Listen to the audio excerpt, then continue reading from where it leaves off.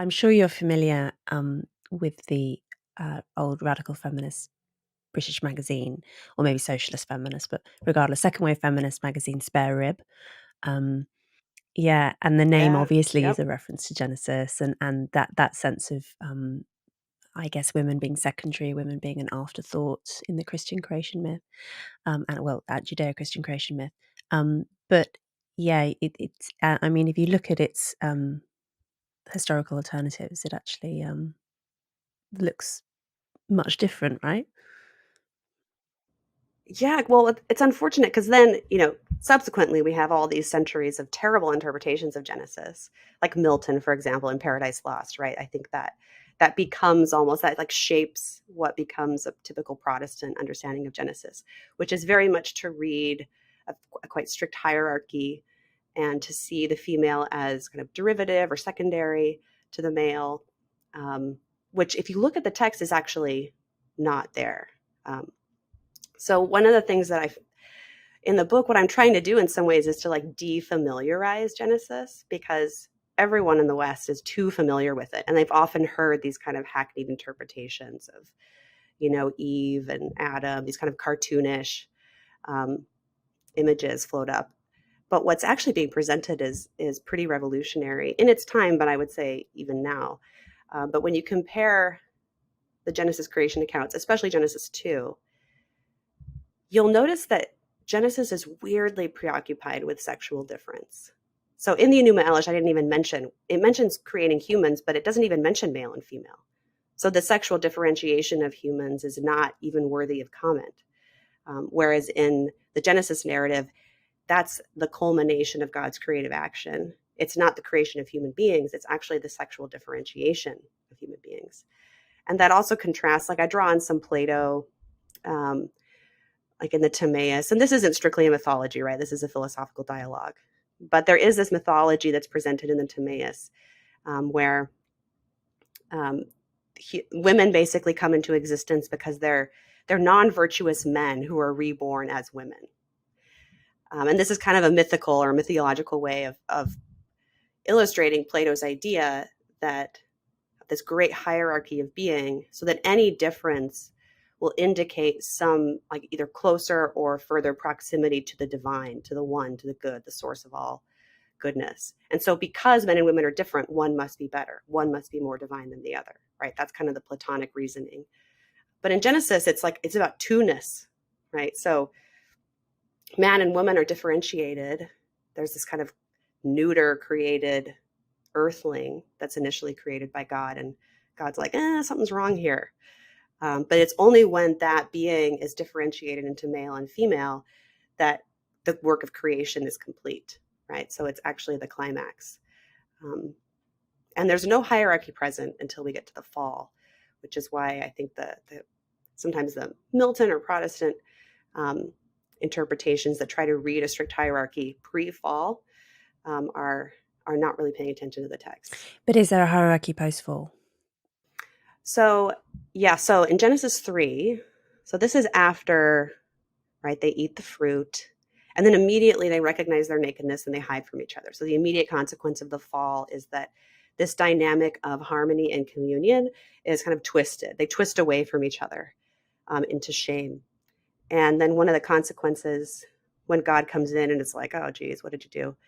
Um, he he gives three consequences. And sometimes these are read as punishments, but I think they're more descriptive than prescriptive, if that makes sense. That because this original harmony is now corrupted um, and twisted and flawed in some way, there are repercussions. And those repercussions are gendered, right? They're different for each sex. So there's a symmetrical consequence, but then the consequences themselves are asymmetrical, right? Even though both have burdens. So one of the lines is he tells the woman, your desire will be for your husband and he will rule over you, right? And that's the first time we get a hint of hierarchy and domination between the sexes. So it's only when there's like a falling away from the original intention, right? So that's already like a concept. This is not the ideal. This is not how things are supposed to be, right? And then there's a description of the woman having pain in childbirth, and also the man who will have to like kind of wrestle with the earth, right? So there's basically imagery of disruption between within the human being. So between like with the body becomes this kind of burdensome thing. And then there's also imagery of wrestling with the earth, and then also men and women wrestling with each other. But it's interesting to think about. Um, one of the things I love about Genesis is like there's one line, and you could talk for hours about that one line. Like your desire will be for your husband, and he will rule over you. Like this dynamic of like the temptation for women after the fall becomes this like self erasure. It becomes this, losing themselves in the desire for a man. And then for men, the temptation becomes domination, right? To totally kind of subsume or dominate the woman so that she loses herself, right? Which, I think is kind of happens. you know, I've seen that happen. I've experienced that, right? Like you can look around the world and see how that is a dynamic that Mm. plays out. It shows a very keen understanding of what humans are like. Yeah. Yeah. Have you yeah, I'm gonna mention two evolutionary psychology related things, which may seem strange in the context of a Ooh, fun. textual No, I analysis of love it. Genesis, but the first is I've always thought that it is true in a sense that our agonies in childbirth are a consequence of our humanness, because our agonies in childbirth are a consequence of us being bipedal. That when we stood up and then had use of our hands for the first time, it necessitated a narrowing of the hips, also combined with having these enormous heads full of language and so on, right? So the enormous Hmm. head plus the bipedal narrow hips is basically what makes our childbirth so excruciating and dangerous compared with other similar animals. So there is actually some truth, to the idea of us knowing good and evil, to us having the capacity for language and having our kind of naughty hands, Hmm.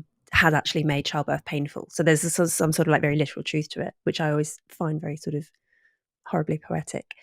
The other thing is, are you familiar with this idea of snakes having been really important in the development of human language? No, do tell. So one of the things that humans can do, which other animals don't do, is that we don't just point at things to say we want them. Like how little children will point at something to say they want it. Like that's a basic thing. Other primates do that. But one of the things that we do, which is unique to us, is we will point at things in order to alert other people to them. I can't remember the name of it, but there's a particular, I think declarative pointing, I think is maybe the term that's used. And the theory goes that the reason we started doing declarative pointing, which is a very important step on the way towards more sophisticated language and communication, is to tell other hominids about snakes. Because that's an Wow. important reason Do you you know would why wanna. why snakes? Yeah, but why snakes in particular? Why not, you know, Because because lions snakes or are small something? and sneaky, but also obviously Mm, venomous, and they and are. particularly at like twilight, for instance, is a particularly dangerous time of day for snake bites. And venomous snakes are coexisting with our early hominid ancestors. So wanting to warn others about the presence of a snake offers a selection pressure.